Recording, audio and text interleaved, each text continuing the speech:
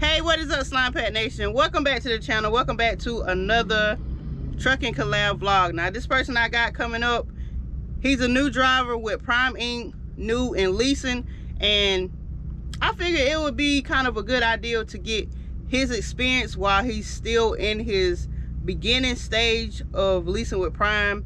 So for those of you that are looking to, get into the leasing, y'all can hear from him some of his mistakes, some things that he done learned, and just kind of pick his brain. So I'm gonna let him introduce himself, but Slimepack Nation, make sure y'all go over to his channel, like, comment, share, subscribe, let him know that Slimepack sent you, and let's get to the video.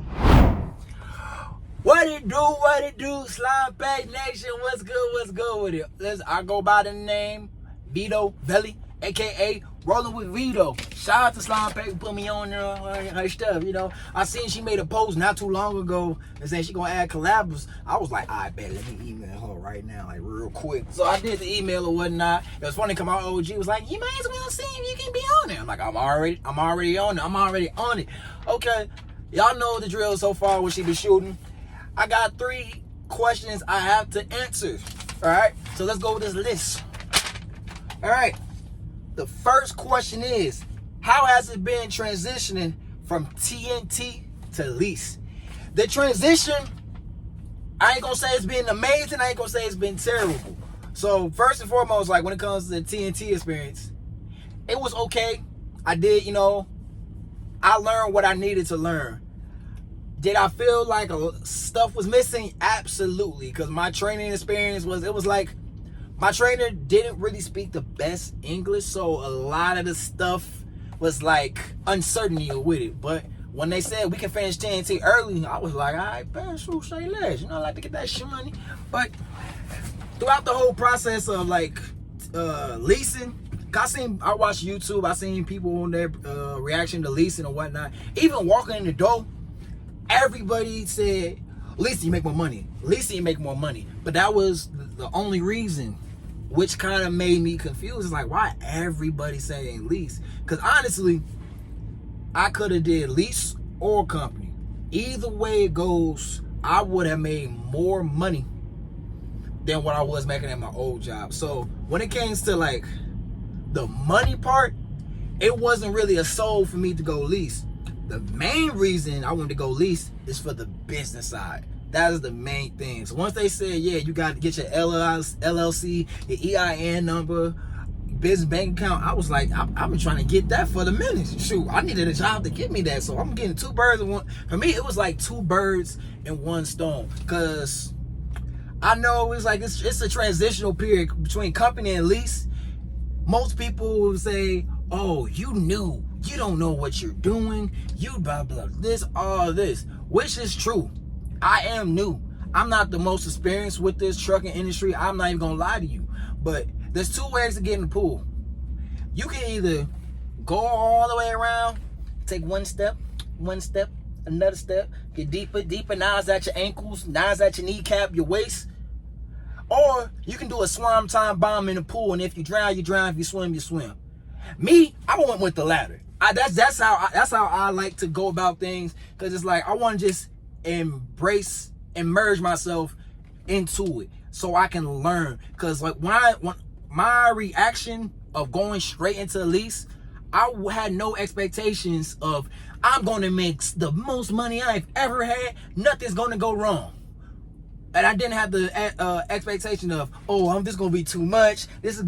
I was even killed. Because I knew it was going to be bad. I knew it was going to be good. So your mentality going into lease, that is more the mentality thing. Because leasing company are a whole different ball game.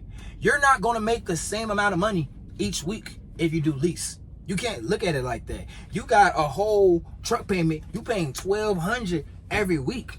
So that first load go to the truck. Now you can figure out what you're going to make. Now you can figure all that stuff out. So it's like, with me, it's decent. I'm in the hole now, but after this check I'm about to get right now, dog, I ain't gonna be in the hole. But yeah, that's my main thing. At least it was good. It's been a decent transition.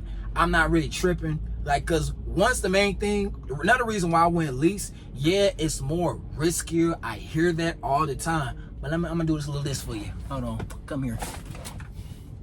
I got no kid. I got no girlfriend.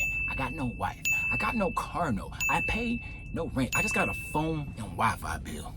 So if something hits the fan where I'm in the negative, it may affect you like this. If you got a bad month, what?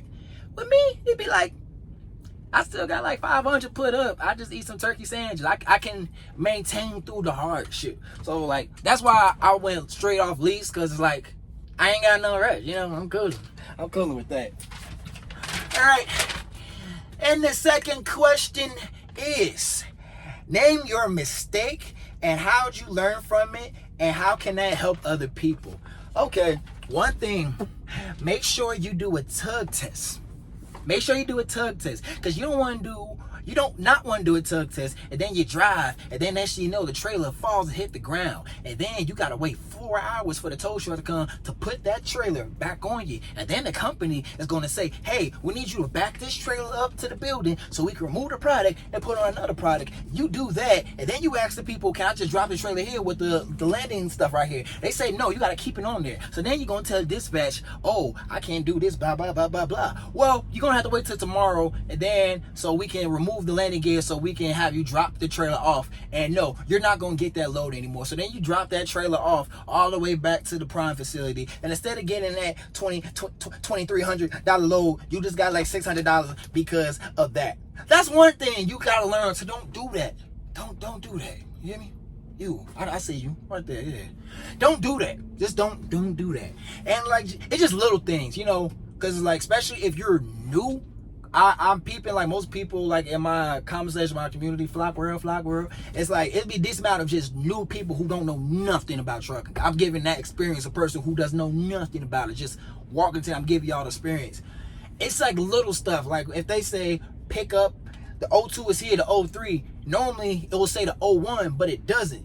But it will say like a whole code. I didn't no idea what those codes meant. I ain't gonna lie. I went to the 02. And then I was supposed to go to the Manuka place in Illinois. So I drove to the 02 in Alsip, went back to Manuka, went back to Alsip, and went to the other place, which made my second load late, which caused the load they gave me right after home time, that load was gone. So I would say learning the little stuff, because you'll be surprised. Just you go 5 miles per hour, you're doing a split break, you go 6 miles an hour when you had only 30 minutes left until that 2-hour split break. Now you gotta start that whole process over. And now your next 20 hours damn near just push back. So it's just learning different stuff. It's like you only gonna learn it until you go through it. I'm gonna be honest, I can give you example after example, but till you truly in it, you're gonna be like, that's what he meant. Like, especially like home time. I went home on a Monday. I had no other choice. I should have went home on a Friday, Saturday, because if I would have had a load Wednesday, Thursday, boom, I got a load already. That would have been the truck payment paid off. So it's just, you're gonna learn little things throughout the time period. But it's just a learning curve. If you knew, it's just take your time. This is the best lighting I had because I look too bright. Watch, it's gonna go. Yeah, take your time. Please just take your time. Don't rush. Don't feel like you gotta do this in time. That's what they was telling me, because I asked help. If I see a prime truck, I'd be like, hey, you know what this means? Or my trucker path, like it's an app called Truck Path. I believe what it's called. You can change. Oh, is it relieving itself? Because these prime trucks only go 65 great. miles per hour. So when you in Wyoming, the speed limit says 80. That GPS is going to think you're going 80 miles per hour. So just learning stuff like that, you can switch it, and that just is a game changer. I would definitely say that's been the learning experience I've been through that could definitely help someone new. Okay. And the last question is trucking a long-term thing? Why or why not? Long-term goal. I'm going to be honest with you. I would not think in January 2024 that I would get my CDL. It was out of sight, out of mind. It didn't even cross my mind. I'm trying to figure out what am I gonna do.